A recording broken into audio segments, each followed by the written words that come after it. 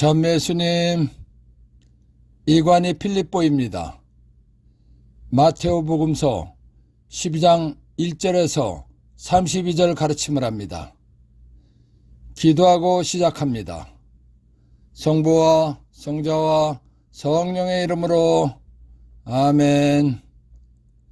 성령 하나님, 안식일법에도 예외가 있다는 것을 잘 알고 믿도록 도와주시기를 예수의 이름으로 간절히 청합니다. 아멘. 12장 1절에서 8절.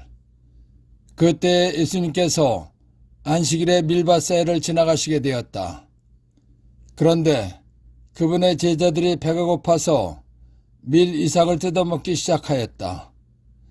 바리새인들이 그것을 보고 예수님께 말하였다. 보십시오. 선생님의 제자들이 안식일에 해서는 안 되는 일을 하고 있습니다. 그러자 예수님께서 그들에게 말씀하셨다. 다윗과 그 일행이 배가 고팠을 때 다윗이 어떻게 했는지 너희는 읽어본 적이 없느냐? 그가 하나님의 집에 들어가 사제가 아니면 그도 그의 일행도 먹어서는 안 되는 제사빵을 먹지 않았느냐? 또 안식일에 사제들이 성전에서 안식일을 어겨도 죄가 되지 않는다는 것을 율법에서 읽어본 적이 없느냐? 내가 너에게 말한다. 성전보다 더 큰 이가 여기에 있다. 내가 바라는 것은 희생제물이 아니라 자비다.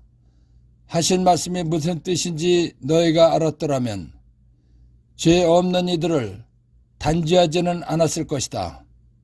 사실 사람의 아들은 예수는 안식일의 주인 창조주 하느님이다.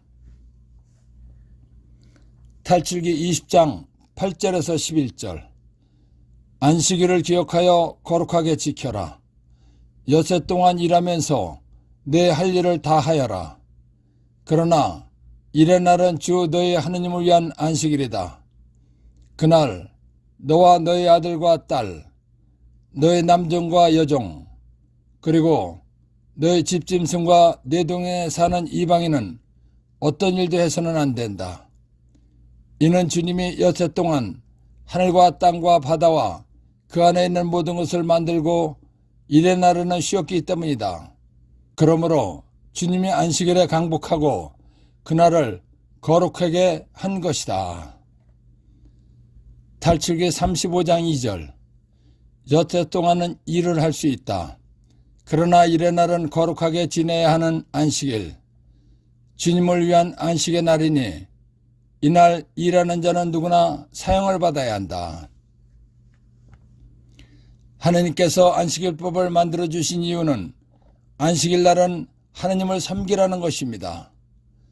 안식일 날 일하지 말라는 가장 큰 이유는 하느님 섬기는 일만 전념하라는 것입니다. 안식일 날 일하지 말라는 두 번째 이유는 사람이나 짐승이나 과로하면 죽는 것입니다. 그렇기 때문에 과로로 죽지 않고 살 수 있도록 쉬게 해주신 것입니다. 하느님께서 안식일을 제정해 주신 이유는 하느님을 섬기는 일에 전념하기 위해서 몸을 쉬라고 만들어 주신 것입니다. 그러니까 하느님께서 안식일 날 어떤 일도 해서는 안 된다는 것은 하느님을 섬기는 일만 전념하라는 것입니다. 하느님께서 좋아하시는 일을 하는 것도 하느님을 섬기는 것입니다. 그렇기 때문에 안식일 날이라도 하느님께서 좋아하시는 자비행위는 할 수 있는 것입니다. 바리새인들은 하느님 아버지께서 자비하신 분이시고 자비 베푸는 것을 좋아하신다는 것을 몰랐습니다. 바리새인들은 하느님께서 자비를 좋아하신다는 것을 모르고 율법이라는 규정에만 얽매여서 사는 것입니다. 그렇기 때문에 안식일 날 예수님의 제자들이 밀을 먹기 위해서 안식일법을 어기고 밀을 자르는 일을 했다고 시비를 걸은 것입니다. 그러자 예수님께서 내가 바라는 것은 희생제물이 아니라 자비다 하신 말씀이 무슨 뜻인지 너희가 알았더라면 죄 없는 이들을 단죄하지는 않았을 것이다 라고 말씀하신 것입니다. 자비란 남을 크게 사랑하고 가엾게 여기는 마음입니다. 그러니까 너희들이 하나님께서 자비 베푸는 것을 좋아하신다는 것을 알았더라면 안식일날 배가 고파서 밀 이삭을 뜯어먹었다고 해서 안식일법을 어겼다고 말하지는 않았을 것이다 라는 것입니다. 예수님께서는 제자들이 안식일날 밀 이삭을 뜯어먹은 것은 안식일법을 어긴 것이 아니라는 것을 알려주고 싶으셨습니다. 그래서 이스라엘 사람들이 대왕으로 존경하는 다윗과 그 일행이 배가 고팠을 때 어떻게 했는지 읽어본 적이 없느냐라고 물으신 것입니다. 레위기 22장 10절에서 13절. 속이는 누구도 거룩한 하나님에게 봉헌한 예물 빵을 먹지 못한다. 사제의 객식구나 품팔이꾼도 거룩한 예물을 먹지 못한다. 그러나 사제가 돈을 주고 사들인 사람은 그것을 먹을 수 있다. 사제의 시동도 마찬가지다. 이들은 사제의 양식을 함께 먹을 수 있다. 사제의 딸이라도 속인에게 시집갔으면 거룩한 예물로 바친 것을 먹지 못한다. 사제의 딸이 자식 없이 과부가 되었거나 서박을 맞고 아버지 집에 들어왔으면 처녀 때처럼 자기 아버지의 양식을 먹을 수 있다. 그러나 속이는 누구도 그것을 먹지 못한다. 율법은 하나님께 예물로 바친 거룩한 빵은 사제와 그 가족 외에는 누구도 먹어서는 안 된다고 규정하고 있습니다. 사무엘상 21장 4절에서 7절. 지금 사제 아히멜렉님 수중에 무엇이 좀 없습니까? 빵 5덩어리라도 좋습니다. 아니면 아무 것이나 있는 대로 저에게 주십시오. 사제가 다윗에게 대답하였다. 보통 빵은 내 수중에 없고 있는 것이라고는 거룩한 빵뿐입니다. 부하들이 여자를 가까이지 않았다면 드릴 수 있습니다. 다윗이 사제에게 응답하였다. 내가 출정할 때 늘 그렇게 하듯이 우리는 여자를 멀리하였습니다. 그러니 부하들의 몸도 깨끗합니다. 이번 경우가 보통 여행길이기는 하지만 오늘은 그들 몸이 깨끗합니다. 그제야 사제는 거룩한 빵을 다윗에게 주었다. 주님 앞에 바친 제사빵 말고는 다른 빵이 없었기 때문이다. 그것은 마침 그날 주님 앞에서 물려내고 따끈한 빵으로 바꾸면서 치워놓은 것이었다. 아히멜렉 사제는 다윗과 다윗의 부하들이 배가 고팠을 때 사제나 사제의 가족이 아니면 누구도 먹을 수 없는 하나님께 예물로 드렸던 거룩한 빵을 먹게 했습니다. 아히멜렉 사제가 다윗에게 거룩한 예물로 바쳤던 빵을 먹게 한 이유는 거룩한 빵 말고는 다른 빵이나 먹을 것이 없었기 때문이었다 라고 말했습니다. 이 말은 율법도 상황에 따라서는 예외가 있다는 것을 말한 것입니다. 그렇기 때문에 예수님께서는 제자들이 먹을 것이 없는 상황에서 배가 고파 밀 이삭을 뜯어먹은 것은 안식일법에 어긋나지 않는다는 것을 알라는 것입니다.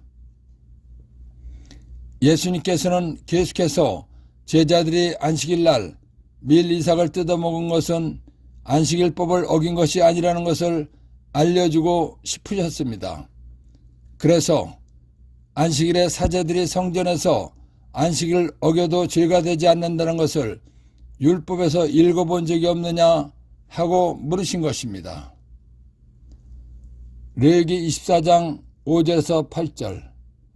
너희는 고운 곡식 가루를 가져다가 하나에 10분의 2 에파를 들여 빵 과자 12개를 굽고 주님 앞 순금상 위에 한 줄에 6개씩 2줄로 쌓아 놓아라. 그리고 그 줄마다 순수한 유향을 얹어라. 그리하여 이것이 그 빵의 기념제물 곧 주님을 위한 화제물이 되게 하여라. 안식일마다 그것을 주님 앞에 늘 차려놓아야 한다. 이는 이스라엘 자손들이 지켜야 할 영원한 계약이다. 안식일법에는 누구도 안식일에 일을 해서는 안 되는 것입니다. 사제가 하나님께 올리는 제사 일을 하는 것도 안식일법으로는 안 되는 것입니다. 그렇다면 안식일날 하나님께 제사를 드릴 수가 없는 것입니다.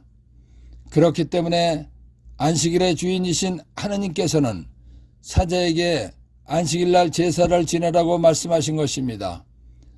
안식일법을 만드신 하나님께서 사제에게 안식일날 제사를 지내라고 하셨기 때문에 사제는 안식일날 제사를 지내도 안식일법에 위반되지 않는 것입니다. 예수님께서 바리사이들에게 사제들이 안식일날 제사를 드려도 안식일법에 어긋나지 않는다는 것을 말씀하신 것은 안식일법에도 예외가 있다는 것을 알라고 말씀하신 것입니다. 이스라엘 사람들은 헤로데가 46년 동안 지은 제3 예루살렘 성전을 매우 거룩하고 성스럽게 생각했습니다. 그런데 예수님께서는 예수님 자신이 성전보다 더 크다고 하셨습니다. 이 말씀은 나 예수는 하느님이다 라는 것을 우회적으로 말씀하신 것입니다.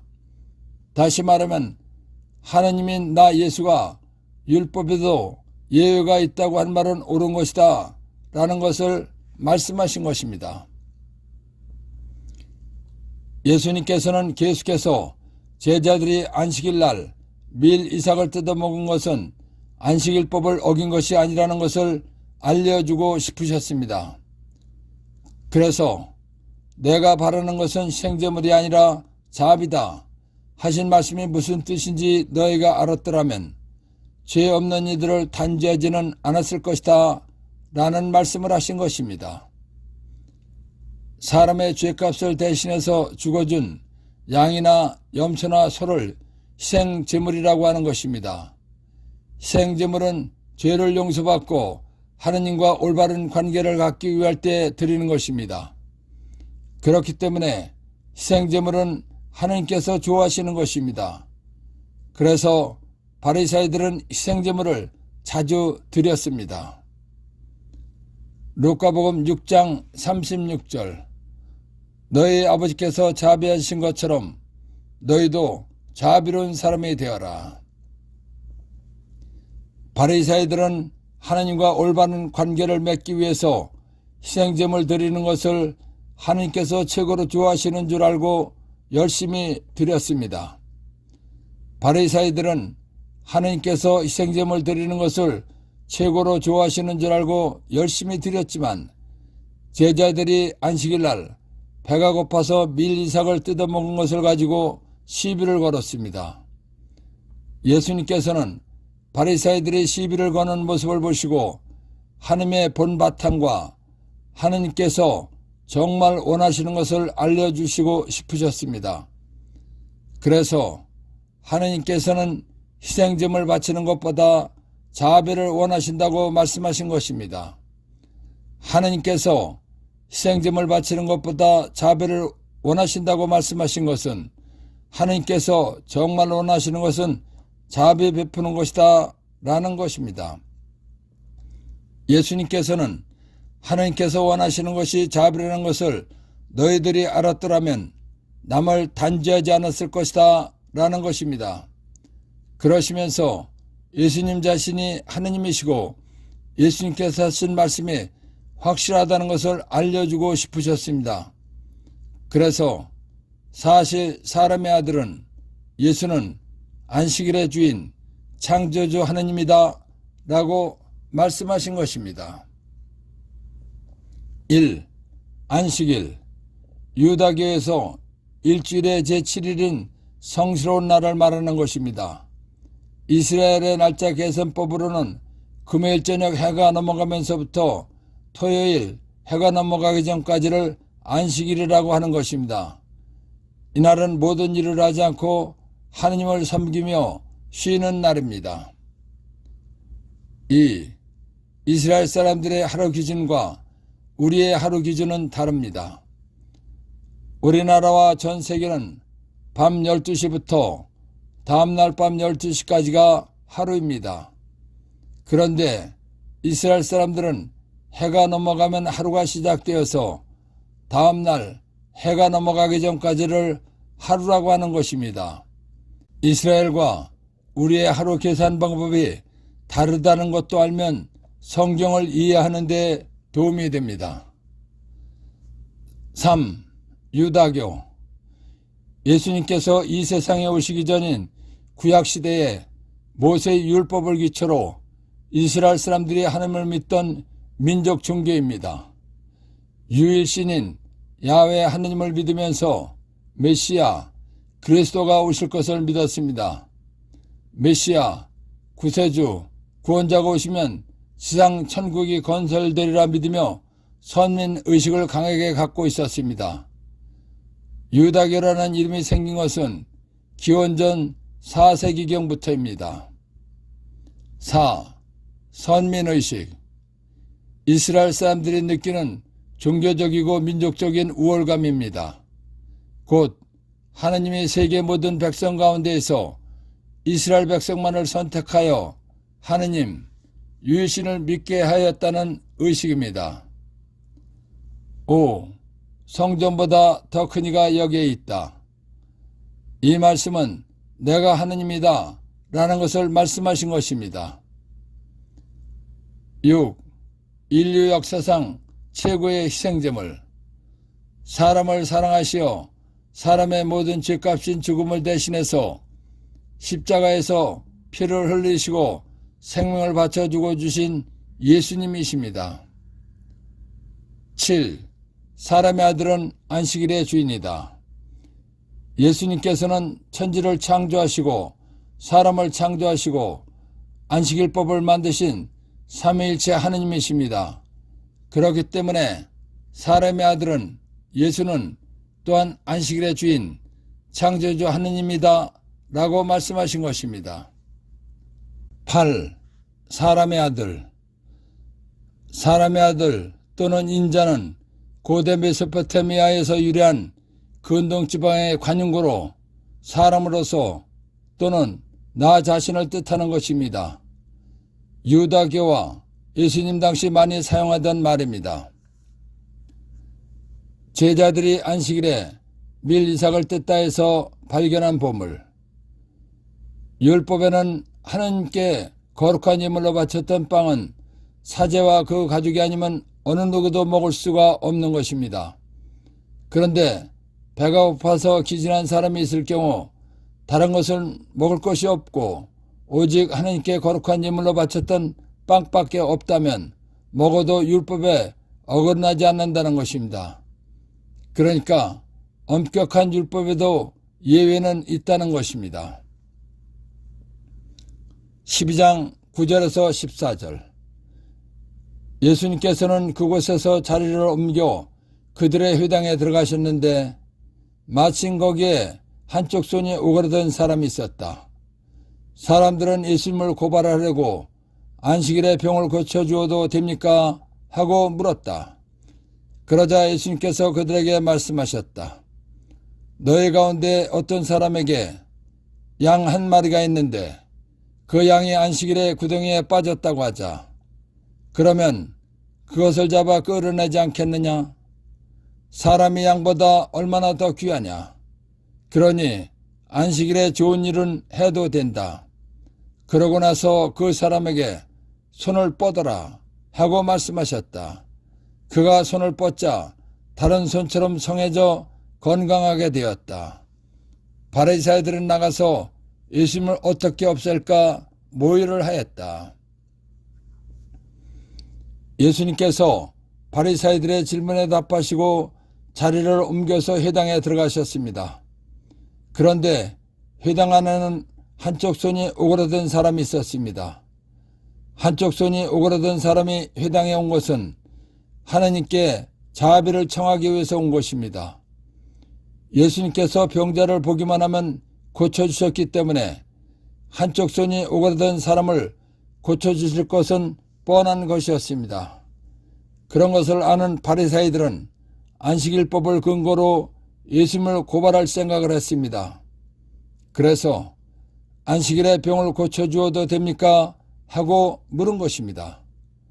그러자 예수님께서 어떤 사람에게 양 한 마리가 있는데 그 양이 안식일에 웅덩이에 빠졌다면 죽도록 놔두지 않고 끊어내지 않겠느냐라고 말씀하셨습니다. 그리고 예수님께서는 사람이 양보다 귀하다고 말씀하셨습니다. 이어서 예수님께서는 아예 안식일에 좋은 일은 해도 된다라고 말씀하셨습니다. 안식일에 좋은 일은 해도 된다는 말씀은 하나님의 뜻인 자비는 행해도 된다는 것입니다. 그러시고는 손이 오그라든 사람을 고쳐주시려고 손을 뻗어라 하고 명령하셨습니다. 그러자 손이 오그라든 사람은 예수님의 명령대로 손을 뻗었습니다. 그러자 그의 손이 펴져서 정상이 되었습니다. 예수님께서 오그라든 손을 고쳐주시자 바리새인들은 예수님을 없앨 방법을 연구했다는 것입니다. 그래서 바리새인들은 나가서 예수님을 어떻게 없앨까 모의를 하였다라는 것입니다. 1. 회당 1. 유다교에서 예배의식, 집회, 학습 장소로 쓰이는 공동체 건물입니다. 회당은 히브리어로 베트 하테필라, 기도하는 집, 베트 하크네세트, 집회하는 집, 베트 하미드라시, 학습하는 집이라는 세 가지의 신앙 행위를 하는 공동체가 모이는 건물입니다. 2. 회당 2. 그리스어로 함께 모이다라는 뜻에서 유래한 것으로서 집회 장소를 뜻하는 것입니다. 회당은 유다인들의 종교생활 중심지입니다. 유다인들은 회당에서 매일 아침, 점심, 저녁에 성경을 읽고 기도를 드렸습니다. 회당은 안식일과 종교 절기들에는 특별한 의식을 행하는 장소입니다. 3. 회당 3. 1세기 문헌에 따르면 회당들은 이스라엘에만 있었던 것이 아니라 이스라엘 사람들이 사는 로마, 그리스, 이집트, 바벨로니아, 소아시아 등지에도 많았습니다. 1세기 중반까지 대부분 유다인 공동체는 회당을 가지고 있었습니다. 4. 안식일에 좋은 일은 해도 된다. 하나님의 뜻인 자비는 행해도 된다는 것입니다. 5. 손을 뻗어라. 손이 오그라든 사람을 고쳐주시려고 명령하신 말씀입니다. 6. 그가 손을 뻗자 다른 손처럼 성해져 건강하게 되었다. 손이 오그라든 사람이 예수님 명령에 순종하여 손을 뻗었기 때문에 손이 펴져서 정상이 된 것입니다. 손이 오그라든 사람이 고침받은 사건을 통해서 발견한 보물. 오른손이 오그라든 사람이 하나님의 자비를 바라고 하나님께 의지하러 회당에 왔을 때 예수님께서 고쳐주셨습니다. 하나님께서는 하나님의 자비를 바라고 하나님께 의지하는 사람에게는 자비를 베풀어 주신다는 것입니다.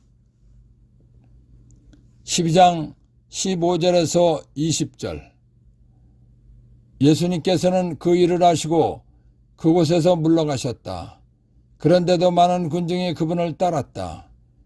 예수님께서는 그들을 모두 고쳐주시면서도 당신을 다른 사람들에게 알리지 말라고 엄중히 이르셨다. 이사야 예언자를 통하여 하신 말씀이 이루어지려고 그리 된 것이다. 보아라, 내가 선택한 나의 종, 내가 사랑하느니 내 마음에 드니이다. 내가 그에게 내 영을 주리니 그는 민족들에게 올바름을 선포하리라. 그는 다투지도 않고 소리치지도 않으리니 거리에서 아무도 그의 소리를 듣지 못하리라. 그는 올바름을 승리로 이끌 때까지 부러진 갈대를 꺾지 않고 연기나는 심지를 끄지 않으리니 민족들이 그의 이름에 희망을 걸리라. 예수님께서 손이 오그라든 사람을 고쳐주시자 바리새인들은 안식일법을 어긴 예수님을 죽이려고 모의를 하였습니다. 그것을 아신 예수님께서는 다른 곳으로 가셨습니다. 그런데 손이 오그라든 사람을 고쳐주신 것을 본 많은 군중이 예수님을 따라왔습니다. 예수님께서는 그 사람들도 모두 고쳐주셨습니다. 예수님께서는 사람들을 고쳐주시면서 다른 사람들에게는 말하지 말라고 신신당부를 하셨습니다. 예수님께서 소문을 내지 못하게 하신 이유는 바리새인들이 예수님을 죽이려고 모의하였기 때문입니다. 즉 예수님의 사명인 복음 선포를 구원 사업을 계획대로 하시는데 방해가 될 수 있기 때문입니다. 예수님께서 많은 병자들을 고쳐주신 것은 이사야 예언 말씀대로 하느님께서 택하시고 성령을 보내주신 메시아이기 때문이라는 것입니다. 예수님께서는 하나님 아버지께서 성령을 주셨기 때문에 올바름, 정의, 복음을 선포하신다는 것입니다. 예수님께서는 사명을 받으신 대로 복음, 정의, 올바름을 선포하시기 때문에 이방인들도 구원의 희망을 갖는다는 것입니다. 그래서 민족들이 그의 이름에 희망을 걸리라 라는 것입니다. 1. 당신을 다른 사람들에게 알리지 말라고 엄중히 이르셨다. 바리새인들이 예수님을 죽이려고 모의하였기 때문입니다. 즉 예수님의 사명인 복음 선포를 구원 사업을 계획대로 하시는데 방해가 될 수 있기 때문입니다. 2. 내가 그에게 내 영을 주리니 그는 민족들에게 올바름, 정의, 복음을 선포하리라. 하느님 아버지께서 예수님께 성령을 주셨기 때문에 복음을 선포하신다는 것입니다. 3. 민족들이 그의 이름에 희망을 걸리라. 예수님께서는 사명을 받으신 대로 복음을 선포하시기 때문에 이방인들도 구원의 희망을 갖는다는 것입니다. 12장 22절에서 32절. 그때의 사람들이 마귀 들려 눈이 멀고 말을 못하는 사람을 예수님께 데려왔다. 예수님께서 그를 고쳐주시자 말을 못하던 그 사람이 말도 하고 보게도 되었다. 그러자 군중이 모두 즐겁하며 저분이 혹시 다윗의 자손이 아니신가 하고 말하였다. 바리새인들은 이 말을 듣고 저자는 마귀 우두머리 베엘제불의 힘을 빌리지 않고서는 마귀들을 쫓아내지 못한다 하고 말하였다. 예수님께서 그들의 생각을 아시고 이렇게 말씀하셨다. 어느 나라든지 서로 갈라서면 망하고 어느 고을이나 집안도 서로 갈라서면 버티어내지 못한다. 사탄이 사탄을 내쫓으면 서로 갈라선 것이다. 그러면 사탄의 나라가 어떻게 버티어내겠느냐? 내가 만일 베엘제불의 힘을 빌려 마귀들을 쫓아낸다면 너의 제자들은 누구의 힘을 빌려 마귀들을 쫓아낸다는 말이냐? 그러니 바로 그들이 너희의 재판관이 될 것이다. 그러나 내가 하느님의 영으로 마귀들을 쫓아내는 것이면 하느님의 나라가 이미 너에게 와 있는 것이다. 먼저 힘센 자를 묶어놓지 않고서 어떻게 그 힘센 자의 집에 들어가 재물을 빼앗을 수 있겠느냐? 묶어놓은 뒤에야 그 집을 털 수 있다. 나와 함께 하지 않는 자는 나를 반대하는 자고 나와 함께 모아들이지 않는 자는 흩어버리는 자다. 그러므로 내가 너에게 말한다. 사람들이 어떠한 죄를 짓든 신성을 모독하는 어떤 말을 하든 다 용서받을 것이다. 그러나 성령을 모독하는 말은 용서받지 못할 것이다. 사람의 아들을 거슬러 말하는 자는 용서받을 것이다. 그러나 성령을 거슬러 말하는 자는 현세에서도 내세에서도 용서받지 못할 것이다. 고도로 발달된 현대의학에서는 눈이 멀거나 말을 못하는 사람을 마귀, 귀신 때문이라고 말하지 않습니다. 그리고 고치지도 못합니다. 예수님께서는 사람을 만드신 창조주 하느님이 사람으로 오신 분이시기 때문에 사람이 왜 눈이 멀고 말을 못하는 것인지 다 알고 계신 분이십니다. 그리고 고치는 방법도 다 알고 계십니다. 예수님께서는 눈이 멀고 말 못하는 벙어리가 된 것은 마귀, 귀신 때문이라는 것을 알고 계십니다. 그렇기 때문에 같은 사건의 루카복음서 11장을 보면 마귀가 들려 벙어리가 된 사람을 고쳐주실 때 그 사람 속에 들어있는 마귀를, 귀신을 쫓아내시고 고쳐주신 것입니다. 예수님께서 눈을 멀게 하고 말 못하게 하는 벙어리 귀신을 쫓아주셨기 때문에 눈이 멀고 말을 못하던 사람이 보게 되고 말을 하게 된 것입니다. 첨단 의학과 의술 시대인 지금도 고치지 못하는 눈 멀고 벙어리인 사람이 보고 말을 하게 하신 예수님께서는 2000년 전이나 지금이나 전능하신 분이라는 것을 인정할 수밖에 없는 것입니다. 예수님께서 전능하신 분이라는 것은 하느님이시라는 것입니다. 창세기 17장 2절에서 7절. 나는 나 하느님은 나와 너 사이에 계약을 세우고 너를 크게 번성하게 하겠다. 아브라함이 얼굴을 땅에 대고 엎드리자 하느님께서 그에게 이르셨다. 나를 보아라. 너와 맺는 내 계약은 이것이다. 너는 많은 민족들의 아버지가 될 것이다.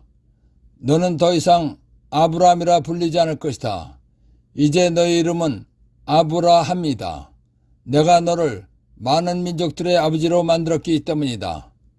나는 내가 매우 많은 자손을 낳아 여러 민족이 되게 하겠다. 너에게서 임금들도 나올 것이다. 나는 나와 너 사이에 그리고 내 뒤에 오는 후손들 사이에 대대로 내 계약을 영원한 계약으로 세워 너와 내 뒤에 오는 후손들에게 하느님이 되어주겠다. 하느님께서 아브라함을 선택하시고 너에게서 임금들도 나올 것이다 라고 약속해 주셨습니다. 사무엘상 16장 1절. 내가 너를 베들레헴 사람 이사야에게 보낸다. 내가 친히 그의 아들 가운데서 임금이 될 사람을 하나 다윗을 보아두었다. 하느님께서 아브라함에게 약속해 주신 대로 아브라함의 후손 중에서 다윗을 왕으로 세우셨습니다. 성경은 하느님께서 왕으로 세운 다윗의 후손 가운데에서 인류를 구원할 구세주가 오시게 되어 있는 것입니다. 예수님께서 예수님의 능력, 힘으로 마귀가 들려서 눈 멀고 말 못하는 사람을 고치시는 것을 본 사람들은 깜짝 놀라면서 저분이 혹시 인류를 구원하러 오신 다윗의 자손이 아니신가 하면서 궁금해한 것입니다. 왜냐하면 지금까지 본 일도 없고 소문도 들어보지 못한 기적을 예수님께서 일으키셨기 때문입니다. 즉 사람의 힘, 능력으로 할 수 없는 일을 하셨기 때문입니다. 군중이 예수님을 혹시 다윗의 자손인가 하고 말하자 예수님을 못마땅해 여기면서 죽이려고 하는 바리사이들은 예수님께서 마귀를 쫓아낸 것은 마귀 두목의 힘을 빌려서 한 것이라고 모함했습니다. 그러자 예수님께서 바리사이들이 모함한 대로 마귀 두목의 힘을 빌려서 마귀를 쫓아내지 않았다는 것을 다음과 같이 비유로 말씀하셨습니다. 어느 나라든지 서로 갈라서면 망하고 어느 고을이나 집안도 서로 갈라서면 버텨내지 못한다. 만약에 내가 사탄의 힘을 빌려서 사탄을 쫓아냈다면 사탄의 나라는 갈라졌기 때문에 망한다는 것입니다. 그리고 예수님께서 하신 말씀을 보면 그 당시에도 마귀를 쫓아내는 사람들이 있었습니다. 그런데 그 사람들이 마귀를 쫓아낸 것은 마귀두목 베엘제불의 힘을 빌려서 한 것이 아니었다는 것을 사람들은 다 알고 있었다는 것입니다.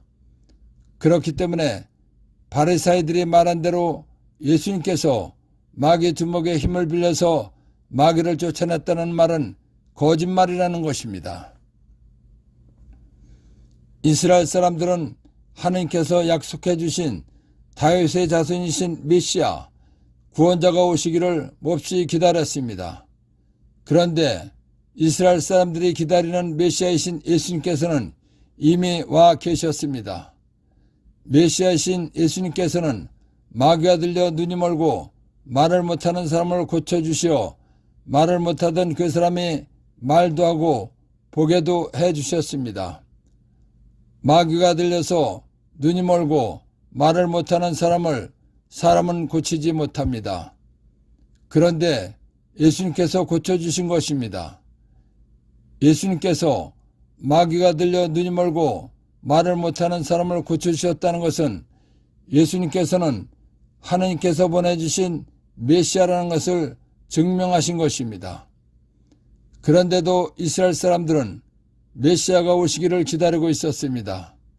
그래서 메시아, 구원자로 오신 예수님께서 사람의 힘으로 쫓아낼 수 없는 마귀들을 내가 하나님의 영, 성령으로 쫓아내는 것이면 하나님의 나라가 이미 너에게 와 있는 것이다 라고 말씀하신 것입니다. 이 말씀은 너희들이 기다리고 있는 메시아가 나다 라는 것을 말씀하신 것입니다. 다시 말하면 너희들이 기다리는 메시아가 와 있다고 알려주신 것입니다. 메시아이신 예수님께서는 하나님께서 사람을 죄에서 구원해 주시려고 사람으로 오신 분이십니다. 그렇기 때문에 예수님께서는 하나님이십니다. 하나님이신 예수님께서 이 세상에 오셨기 때문에 하나님의 나라가 이미 너에게 와 있는 것이다 라고 말씀하신 것입니다. 마귀를 쫓아내신 예수님께서는 바리새인들의 말대로 마귀두목 베엘제불의 힘을 빌려서 마귀를 쫓아내지 않으셨다는 것을 다음과 같은 비유로 말씀하셨습니다. 먼저 힘센 자를 묶어놓지 않고서 어떻게 그 힘센 자의 집에 들어가 재물을 빼앗을 수 있겠느냐. 묶어놓은 뒤에야 그 집을 털 수 있다 라고 말씀하셨습니다. 이 말씀은 예수님께서는 마귀를, 귀신을 마음대로 하실 수 있는 힘이 있으신 분이시다 라는 것입니다. 왜냐하면 마귀가 귀신이 눈도 멀게 하고 말도 못하게 하는 힘을 가지고 있지만 예수님께서는 마귀보다 더 큰 힘을 가지셨기 때문에 마귀를 쫓아내셨다는 것입니다. 마귀는 영적 존재입니다. 영적 존재인 마귀를, 귀신을 마음대로 쫓아내실 수 있는 분은 창조주 하나님밖에 없으신 것입니다. 그러니까 마귀를, 귀신을 쫓아내신 예수님은 하나님이시라는 것입니다. 바리새인들은 하나님을 가장 잘 믿는다고 했지만 예수님이 하나님께서 약속하고 보내주신 메시아라는 것은 몰랐습니다. 그러한 바리새인들에게 예수님께서는 메시아인 나와 함께하지 않는 자들은 메시아이신 예수님을 반대하는 자들이라는 것입니다. 또한 하나님이신 예수님과 같이 하나님의 뜻을 위하여 노력하지 않는 사람은 하나님의 뜻을 흩어버리는 방해꾼이라는 것입니다. 그래서 나와 함께하지 않는 자는 나를 반대하는 자고 나와 함께 모아들이지 않는 자는 흩어버리는 자다 라고 말씀하신 것입니다. 예수님께서 마귀에 들려 눈이 멀고 말을 못하는 사람을 고쳐주셨을 때 바리새인들이 저자 예수는 마귀의 우두머리 베엘제불의 힘을 빌리지 않고서는 마귀들을 쫓아내지 못한다 하고 말한 것에 대해서 말씀하기 시작하셨습니다. 사람들이 어떠한 죄를 짓든 하나님에 대해서 잘 알지 못하면서 말이나 행동으로 욕되게 하는 어떠한 말을 하든 다 용서받는다는 것입니다. 그 이유는 하나님에 대해서 잘 모르고 한 것이기 때문입니다. 그러나 성령을 모독하는 말은 용서받지 못한다는 것입니다. 그 이유는 하나님께서 직접 확실하게 하신 일이기 때문입니다. 그러시면서 사람의 아들을, 예수를 거슬러 말하는 자는 용서받는다는 것입니다. 그 이유는 예수님께서 하나님이 사람에 대해 오신 분이라는 것을 모르고 한 말이기 때문이라는 것입니다. 그러나 하나님이신 성령께서 직접 하신 일을 믿지 않고 반대하여 말하는 죄를 짓는 사람은 영원히 용서받지 못한다는 것입니다. 그러니까 제일 무서운 죄가 성령을 모독하거나 거슬러 말하는 죄인 것입니다. 그래서 사람의 아들을 거슬러 말하는 자는 용서받을 것이다.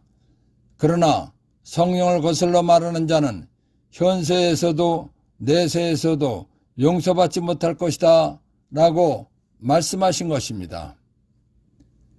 1. 다윗의 자손이란 창세기 17장 2절에서 7절, 사무엘상 16장 1절 참고. 하느님께서 아브라함에게 약속해 주신 대로 아브라함의 후손 중에서 왕으로 세우신 다윗의 후손 가운데에서 인류를 구원하라고 보내주신 구세주라는 것입니다. 또 다른 말로는 그리스도라는 것입니다. 그리스도란 머리에 성류 부음을 받은 자, 곧 왕이라는 것입니다. 2. 하나님의 나라가 이미 너에게 와 있는 것이다. 예수님께서 마귀가 들려 눈이 멀고 말을 못하는 사람을 고쳐주셨다는 것은 하느님께서 보내주신 메시아라는 것을 증명하신 것입니다. 그러니까 너희들이 기다리는 메시아가 와 있다고 알려주신 것입니다. 3. 하나님의 나라가 이미 너에게 와 있는 것이다 해서 할 수 있는 오해. 하나님의 나라가 이미 와 있다는 말씀은 하나님이신 예수님께서 오셨다는 것이지 이 세상이 하늘나라가 되었다는 것이 아니라는 것입니다. 4. 성령 모독이란 하느님께서는 성부, 성자, 성령 삼위일체이십니다. 삼위일체 하느님이란 성부도 하느님이시고 성자도 하느님이시고 성령도 하느님이시라는 것입니다. 모독이란 말이나 행동으로 욕되게 한 것입니다. 성령은 하느님이십니다. 그렇기 때문에 성령께서 하신 일을 거역하는 말을 해서 욕되게 한 것을 성령 모독이라고 하는 것입니다. 5. 성령을 모독하는 말은 용서받지 못할 것이다. 사람은 하느님께서 만드신 피조물이기 때문에 창조주이신 하느님을 절대적인 경외심을 갖고 존경하면서 믿어야 하는 것입니다. 그리고 하느님을 모독하는 말을 하면 절대로 안 되는 것입니다.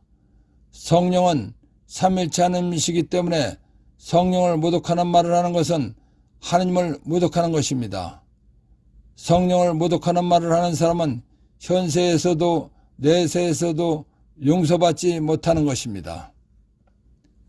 6. 사람의 아들을 거슬러 말하는 자는 용서받을 것이다. 예수님께서는 사람으로 오신 하느님이시지만 예수님이 하느님이신 줄 모르고 거슬러 말할 때는 용서받을 수 있다는 것입니다. 7.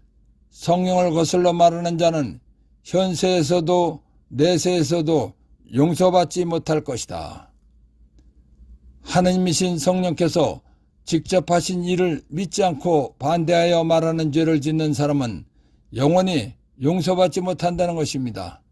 그러니까 제일 무서운 죄가 성령을 모독하거나 거슬러 말하는 죄인 것입니다. 안식일법에도 예외가 있다는 것을 잘 알고 믿도록 도와주신 성령 하느님과 하느님 아버지와 예수님께 감사의 큰 박수를 드립시다. 아멘.